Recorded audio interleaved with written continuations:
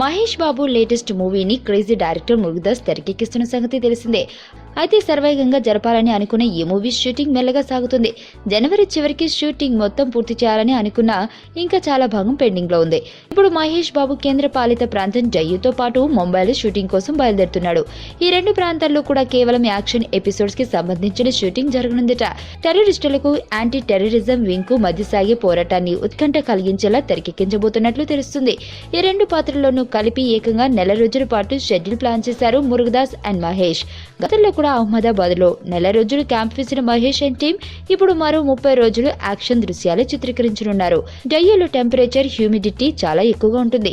ఇలాంటి సమయంలో action episodes అంటే చాలా కష్టంతో కూడుకున్న విషయం.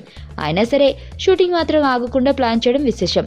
ఈ షెడ్యూల్ పూర్తయ్యాక మరో 2 పాటల షూటింగ్ మాత్రమే పెండింగ్ లో ఉంటుందని తెలుస్తుంది.